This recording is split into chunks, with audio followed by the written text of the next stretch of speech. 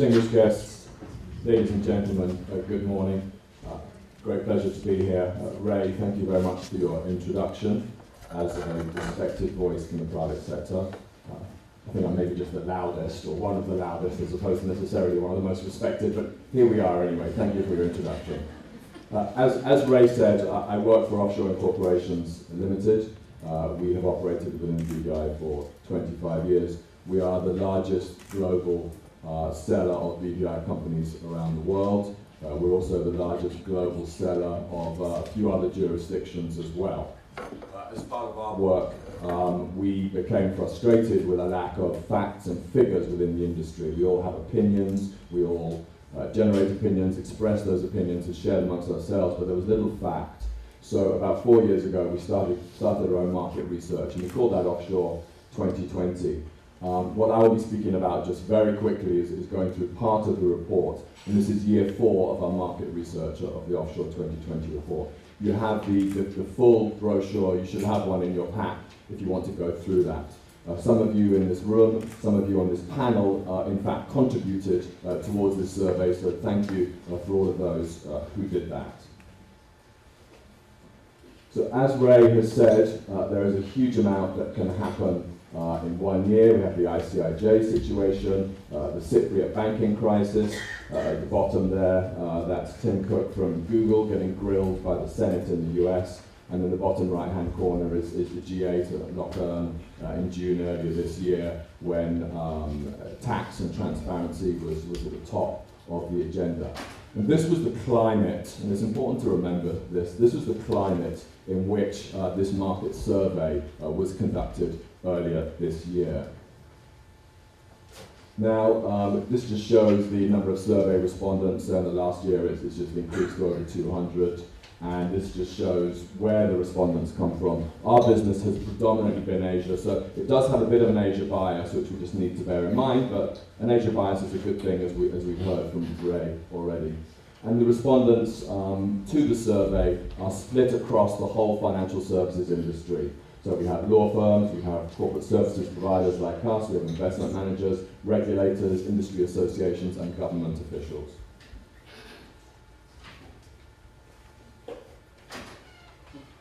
And during the 4 years that we've done this research, we've had a couple of themes that have evolved. If I can go back to that one.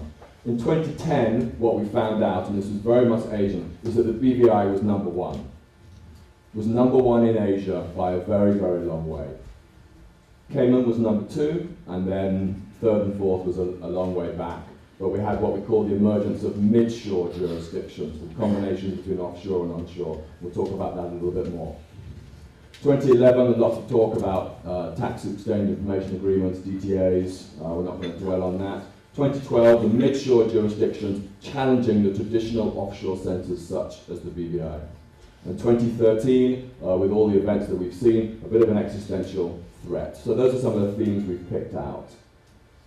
And we're just going to go through a couple of these topics very quickly in the presentation. So we're just going to get to a few particular discussion points here.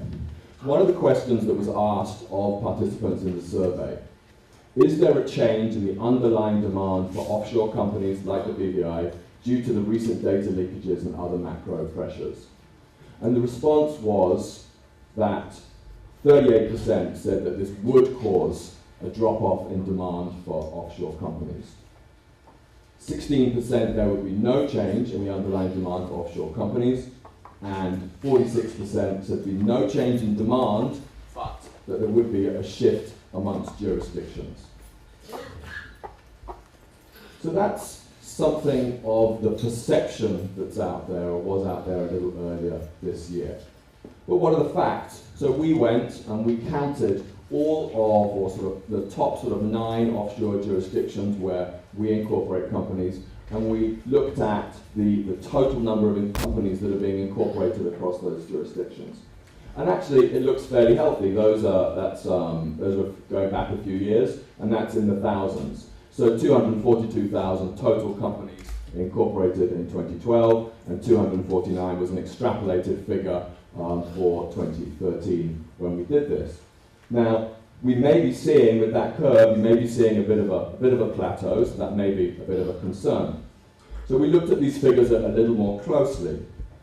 And if you see that yellow, I hope everybody can see at the back, but we have this yellow line at the bottom there. And that yellow line at the bottom there is when we stripped out Delaware in particular.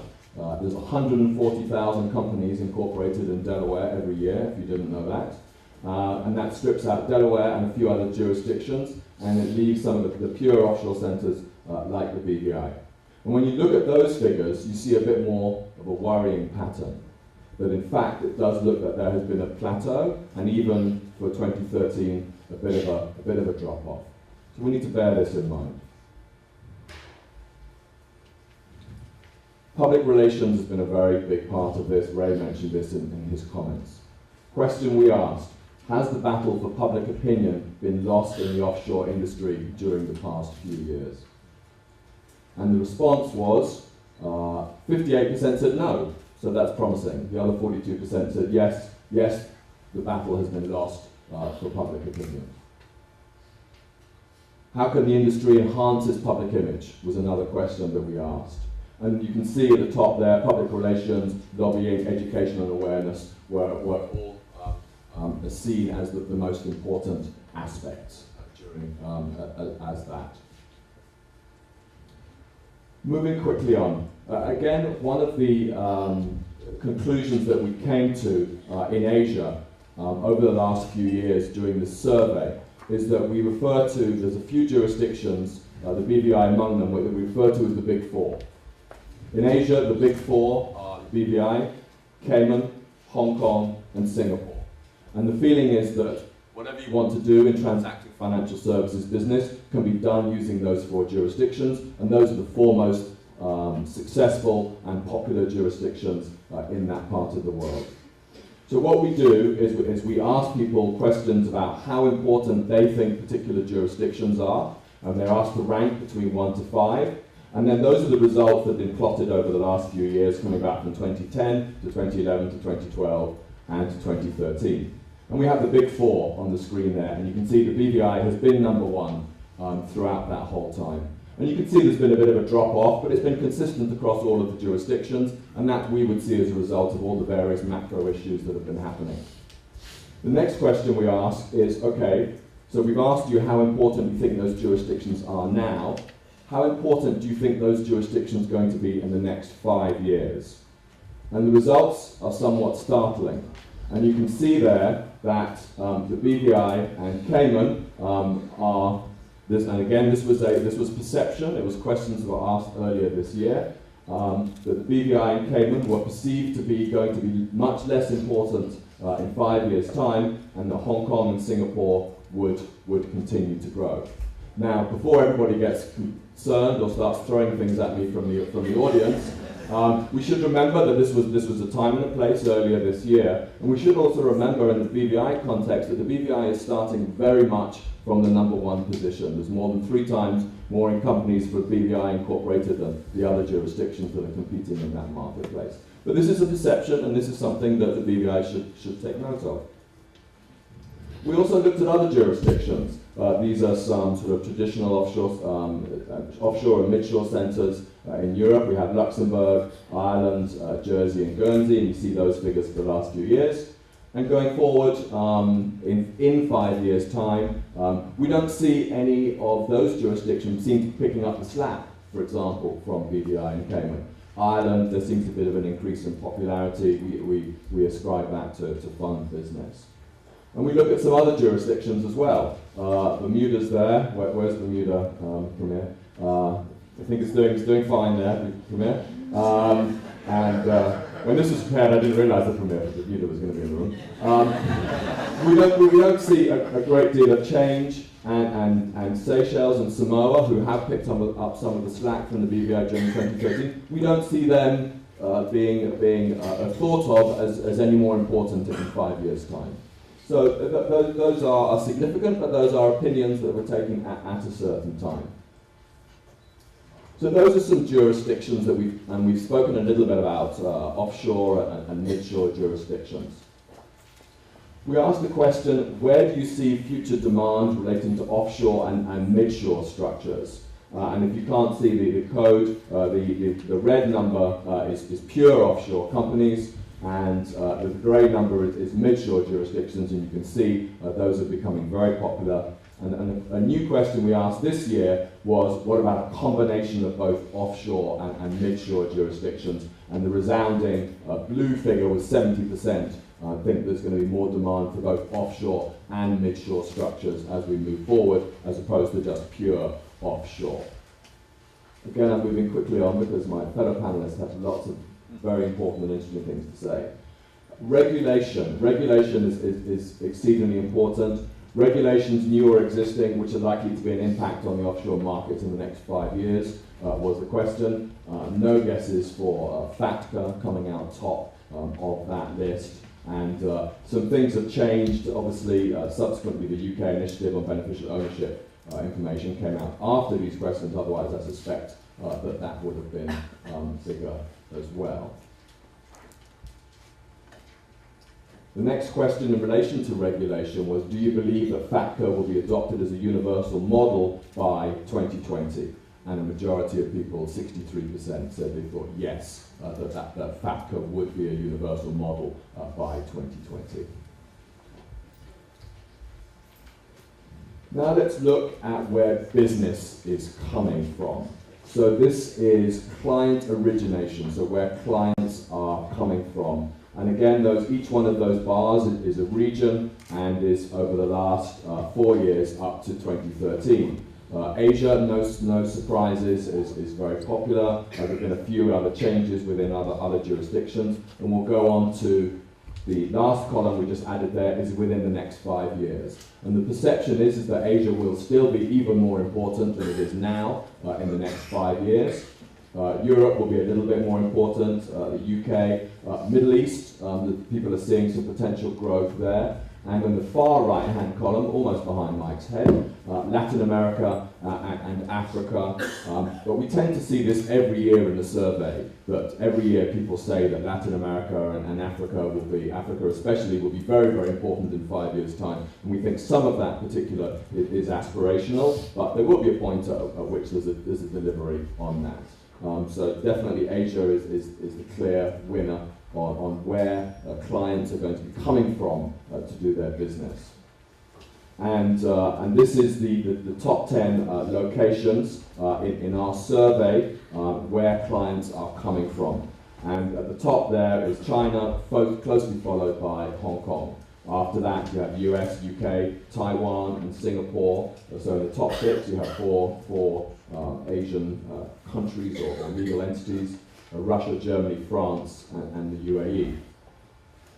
The next thing to look at is the top 10 locations in 5 years' time, the perception. And China has outstripped everybody again by an even greater distance. It's a bit surprising to see Hong Kong dropping down to be less important than it is now. And we attribute that to Chinese clients being able to transact business directly as opposed to using Hong Kong as a market. And I think Mike might pick up on that point a little bit more. This is quite interesting as well, and I'm very close to the end of mine, Ray. What is the main driver for using offshore structures within your client base? And those were in 2012 and then the 2013 figures. Because as you will all know, the BVI and other offshore jurisdictions are criticized for facilitating tax evasion or aggressive tax avoidance. But if you look here, the question of individual tax planning is actually very low and not even as important as it used to be. But actually, the most important areas that people are using offshore structures for are for asset protection and wealth management, fund management, and these are the areas where there is a growth. Not just individual tax planning. We would anticipate a little bit of overlap in those areas, but I think those are significant nonetheless. That's the end of that, and we had a few recommendations which I'll go through very quickly in terms of public relations, representation in international forums and global industry associations, lobbying, media, education, etc. Collaboration between all industry participants, both private and public sector, and we're also looking for regulation within corporate service providers in Asia. And in conclusion, we know this, the industry is changing, remains still. This is one of the themes of the conference, obviously, that Russell set out and the Premier spoke about. Are offshore incorporation numbers plateauing, or are we just gearing up for the next wave of growth? I know what we all hope is the case. Transparency is not enough. We need to be seen to be transparent. Again, that's partly media-driven. Jurisdictional popularity. Are these trends temporary, or will it become more established? The regulatory aspects. And then we put together a future success formula for a private sector sort of company service provider or industry participant. What do you need to be successful? And we said globalization plus access to China, midshore and offshore, and some asset protection aspects. So I've gone through that very, very quickly just to bring out a few aspects which I hope lead on to some useful conversation. Thank you.